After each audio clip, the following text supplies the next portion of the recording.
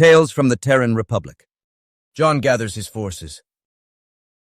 There are questions that must be answered, certainly, Councillor Schill, head of the Federation Security Council, said during his briefing to the press. However, this is not the time for reckless, divisive accusations. We need to come together during this tragedy, not tear ourselves apart. I have complete faith in Director Axler and trust her implicitly. I cannot disclose many details at this time due to an ongoing investigation by Federation intelligence, but Director Axler has cooperated fully with our own inquiry into the matter and has shown exceptional character and leadership. I have every confidence that once the matter has been fully investigated, all of your questions will be answered at that time.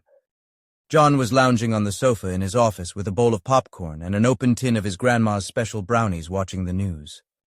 I wonder what Axler has on that asshole, John chuckled. Councillor Skippy, kicked back on the other side, just giggled. Must be something good, she chuckled as she turned to face John. Popcorn me. John tossed a kernel into Skippy's mouth. She munched happily and tossed back a bottle of HFY beer, a viscous brew so vile that even humans will not touch it. Councillor, what possible justification could she have for removing the warrants and bounties pertaining to Sheila Donovan and her band of murderous cutthroats? A reporter demanded. None, absolutely none at all, Councillor Schill replied, and that is exactly why there is an investigation taking place. She will get to the bottom of this, I assure you. I urge patience and restraint while the director does exactly what she is paid to do, her job. Thank you. The scene shifted to a human reporter sitting behind a holographic backdrop of the destruction of the White Star. By the creators, this is fantastic, Skippy giggled as she reached for another brownie. Classic Federation pellet hump. It never fails to entertain, does it? She nibbled at the brownie. Dude, she purred, we really need to discuss another agricultural export. She waved the remainder of the brownie at him before munching it down.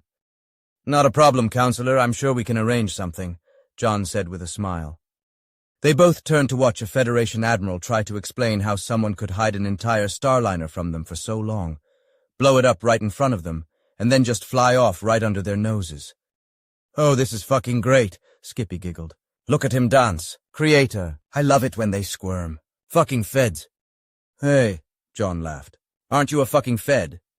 Skippy just giggled and reached for the popcorn. John opened his mouth. She tossed a kernel at him, bouncing it off of his nose. I'll tell you a secret, Skippy giggled.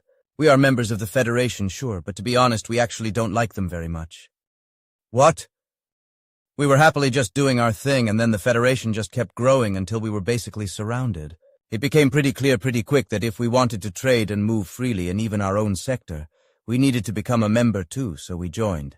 Skippy shrugged. If we were located more conveniently, like say where you guys are, we would have just given them the middle finger when their diplomats came calling. I did not know that, John said as he tossed a kernel into Skippy's mouth. Yeah, we aren't alone either, Skippy chuckled. There are a few systems like us out there. Systems who joined, but, well, to say they aren't fans is putting it a little mildly. She grabbed the popcorn bowl, shoved her face into it, and started munching away. Hey, I'm eating out of that. John laughed as he retrieved the bowl. Ooh, Skippy said, nudging John's arm. It's your girl. There was a snarling and quite unflattering image of Sheila Donovan on the screen.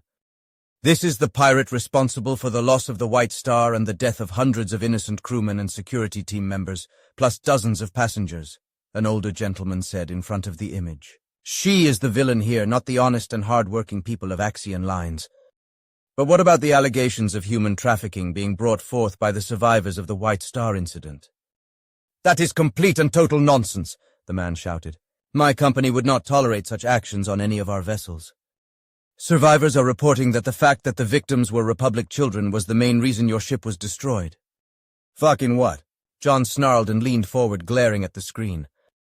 These are criminals. Lying is part of their stock in trade. Those poor passengers were lied to, the man said. They will say or do anything to justify their vile actions. What about a member of the Federation press, then? For what? The human asked, looking quite confused. Oh, Skippy said, grabbing another fistful of popcorn. A report was just released from a reporter who was a passenger on the White Star when it was seized, a polka shouted, crest fully engorged. A Federation citizen. She has footage. She has names. She has proof. Another man stepped forward. We will be taking no further questions at this time, thank you, he said, and then they both beat a hasty retreat as reporters had to be physically restrained from chasing them down. John exhaled deeply and leaned back. "You are taking this quite calmly," Skippy said, cocking an eye at him. "Knowing you, I would expect you to be screaming for blood." "Think about it," John smiled. "Those traffickers ran into Sheila and friends. What happened to them afterwards was probably not nice. Knowing Sheila, they will most likely trace back the entire slave pipeline and rip it out by its roots, with each person in the chain being flayed alive, if they are lucky, as they go. As far as Axion goes, the fact that the ship was destroyed as a direct result of criminal activity takes that nice fat insurance policy, wipes its ass with it, and then sticks it right on their forehead. Skippy, they just took a total loss on the fucking White Star. That's why that guy looked like he was bleeding out up there. Popcorn me." Helena's footage, with proper citation and link to her website, of the liberation and initial walkthrough of Bruce's Emporium started to play on the main screen.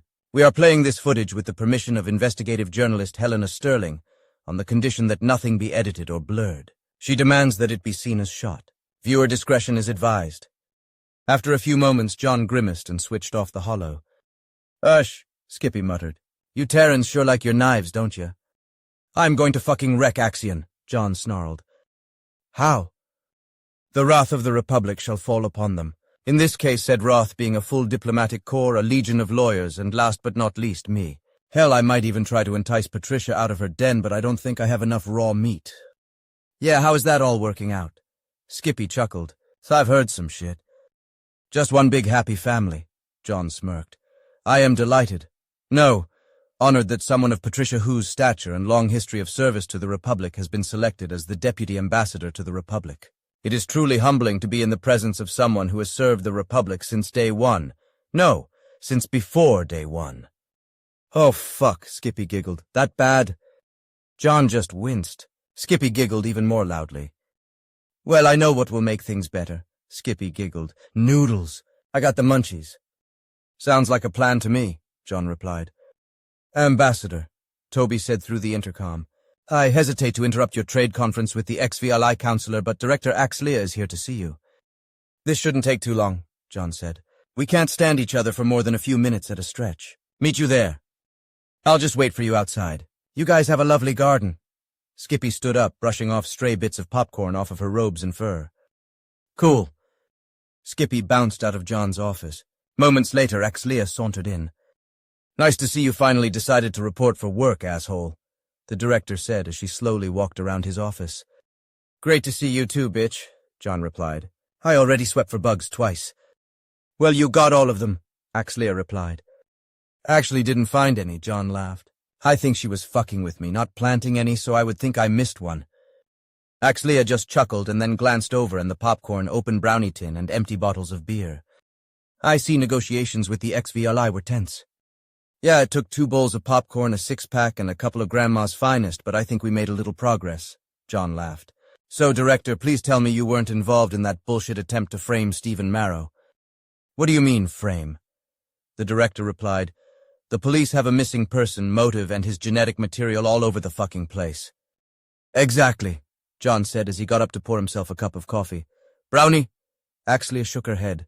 "Marrow, a smart and very experienced individual, even though he has a team of thugs, personally goes to this son of a bitch's hotel and then leaves his DNA all over the place. Marrow being that sloppy." "Marrow, sloppy?" John returned to his desk and takes a seat. "Do you actually expect me to believe that?" "Seriously?" John asked as he sipped his coffee. "I don't expect you to believe anything," Axlia replied with a smile. "This is a police matter, not intelligence." "Well, they certainly fell for it, hook, line, and sinker."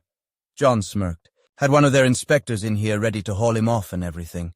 I don't know what was funnier." John smiled. "The inspector actually trying to scare someone who has worked directly under the fucking Horde Mother herself for over 100 years, or the ever-so-brief look on Marrow's face when confronted with the indisputable evidence." "Thank you for that," John said with a grin. "I really needed a good laugh." "Ambassador," Axlia calmly replied. "I need serious John here for a minute." "Okay," John said calmly. "Shoot." "Patricia Hu is a clear and present danger, not only to the Federation but to the Republic as well," the director said quietly. "You realize that, right?" John just looked at her and raised an eyebrow. "I know you're in a tough spot," Axlia continued. "You have to be loyal to the Republic, Hold true to your position as ambassador and wrestle that fucking snake. I don't expect you to confirm or deny anything. I just want you to know that despite our governments and our personal differences, that you have my full support when it comes to this particular issue. I'm serious, John. When it comes to Patricia Hu, just say the word and whatever you want or need, I'll make it happen. Anything. God, John thought to himself. If only it were that easy. John said after a few seconds. Patricia Hu is a Republic citizen and a high-ranking diplomatic official. There is no way in hell that I would want your support, full or otherwise. If there is an issue, which I am neither confirming nor denying, it is a Republic issue, an internal matter and a delicate one, and one that I don't need further complicated by some clumsy, half-assed meddling from the outside, got it? Looks like I got through, Axlia thought to herself. He will reach out before he drowns. Okay, Axlia said. Just keep it in the back of your mind. Just letting you know that you have, on this issue and this issue alone, a standing, strings-free offer of assistance. I'll keep it in mind, he snarled. It's just like Helen and I talked about. She wants allies and is willing to deal. Interesting. Just to let you know, Axlia said, letting out a long, slow stream of bubbles. I won't let that fucking monster hurt my Federation. Your internal matter. Keep it internal. It leaks outside and I will deal with it. You mean like the way you dealt with those missing 4 staffers that I haven't been officially informed about? John asked, pretending to be displeased.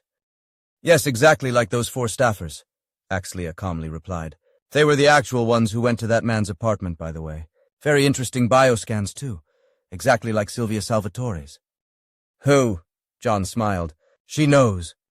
You should really keep better tabs on who goes in and out of this embassy, John. You really should, Axlia said as she smiled, slightly revealing her fangs. If I want a time-stamped list, I know who to call. Actually, you do, Axlia replied. If anyone interesting drops by, I'll be sure to let you know. Actually, that would be really convenient. I wonder if I could get that in spreadsheet form. Toby loves spreadsheets. John thought to himself as he scowled at her. Well, I just dropped by to tell you how happy I was to see you back on your feet and let you know that you have a friend in this, Axlia said with a wiggle. I won't keep your girlfriend waiting. Enjoy lunch. Bite me, bitch, John said with a smile. Right back at you, cockmuncher, Axlia replied with a chuckle as she walked away. As she did so, a small compartment opened and a single data crystal fell out. John got up and retrieved the crystal, frowned at it, and slipped it into his pocket. He decided to review it after lunch. He was pretty sure it would ruin his appetite, and he really wanted some noodles. Lovely to see you back where you belong, Toby, Director Axlia said as she passed by his desk on the way out. Thanks again for the power bars, she said happily, patting a hatch on the side of her bot. So I was really running low there. Happy to oblige, Director, Toby replied pleasantly as he sipped a cup of tea. Axlia just chuckled. I still can't wrap my head around it, she laughed. You, a Terran Marine. Review of the footage concerning a recent incident should clear up any doubt, Director, Toby said, wiggling his eye stalk slightly. That it did, Director Axlia chuckled. That it did. You guys take care, and if you need anything. Toby just leveled all 4 eyes at her. The Director of Federation Intelligence will be the first person I call, he said, his voice dripping with levels of sarcasm few but the Kalesh can achieve as he wiggled his eye stalks just enough to properly flavor the remark. Well, not the first, certainly, Axlia chuckled, but keep it in mind. You never know what will happen before the end. I actually will, Toby thought as he looked at Axlia as if she was a bug. Have a lovely day, Director. Nobody can say go and fuck yourself. Quite as well as you can, Toby, Axlia laughed as she left the embassy. As she left, she looked over at Councillor Skippy, admiring some flowers, and blew a single bubble. Not only do I have to deal with Patricia, I have this carp shit to worry about, she thought to herself. The HFY, one of the most troublesome members of the Federation, becoming friendly with the Terrans. Since when was John actually an ambassador? Councillor Skippy waved to her happily. Director Axlia responded with a little wave of her own. Axlia sat in her grav car as she watched John and Skippy walk out of the embassy and down the street. She smiled as she received a Terran one-finger salute from John as they passed and shook her head. Not only was it a Terran and a HFY, it was those two in particular. John, the king of the assholes, and Councillor Skippy. Her infamy in the council was second only to the love with which she was held by her constituents. That was a critical mass of trouble if she ever saw one. A real Terran HFY association wouldn't just stop at popcorn. That she knew for certain. She just shrugged and decided that was one for her successor to worry about. She almost felt bad for them already. That evening, John went out for a stroll and hailed a cab. He was soon in a less than entirely reputable part of town and walked into a nightclub. He stopped by the bar to order a drink. "Want a party?" A formerly attractive human female, clearly on something, slurred as she slid in next to him. "Just meeting a few friends," he said as he nodded towards the back. The woman just shrugged and moved on to her next target. Once he got his drink, he walked to the back of the club and approached a nondescript door. A nearby shaggy four-limbed bouncer just nodded as he opened it and walked inside. He walked down a dark hallway lit only by faux neon decorations and past a number of closed doors, from some of which issued grunts and moans, and opened the doorway at the end. Inside was a much better lit and more tastefully decorated room. Sitting around a table were just over a dozen men, women, and Kalesh. "Troops," John said with a grin. "Why the fuck did you drag us out here to this shithole?" a silver-haired woman growled. "It was the only place everybody knew how to get to without using computers. Including you," John replied as everybody laughed. "So," the woman said with a chuckle, "what the fuck is going on?" John just sighed, sat down at the table, and took a drink. "Hang on to your hats, boys and girls," he said, and then drained the rest of his glass. "You aren't going to believe this shit." Everyone's expression became more and more grave as John continued. So once again we are at the tip of the spear. Quite possibly the future of the Republic is going to be decided right fucking here." "Ah, fuck," the silver-haired woman quietly replied. "So, Colonel," she said after a few moments, "what are your orders?" "For now, Ariana, do nothing, say nothing, see everything, hear everything," John replied. "Business as usual. We have an embassy to run. As far as the vampire and her undead legion are concerned, we need intel. A lot of it before we move. We are only going to get one shot." "About that move," Ariana said as she sipped her cocktail. "How exactly are we going to handle those people? I mean, we are bad and all, but their skills are legendary and they have had a long time to hone them." "I've made a few arrangements," John smiled. "Toby has all the details. I need all of you to pay him a visit, one at a time, when nobody is looking, over the next few days. He will equip you all with red tips and take your measurements." "Measurements?" Ariana asked with a grin. "Measurements," John replied with a toothy smile. "They can be as Kung Fu Panda as they want, but when it comes time for us to put our foot down, it will be inside 2 centimeters of armor plate." John smiled as the room was filled with quiet snickering. "Remember, we want to look unaware, weak, and stupid. Let them think you don't know what's up. Hopefully she will be too busy playing poison pill with Director Axley and trying to fuck with my head to see you guys coming. We want to look like just a bunch of dumb jarheads until then." "We are just a bunch of dumb jarheads, sir," Glenn, a lean, scarred man, shouted as everybody laughed. "Okay, as far as communications goes," John said with a smile. "Do all of you have your old core handbooks?" Most of them shook their heads. "No problem. Toby has those too. Are you familiar with the concept of a codebook?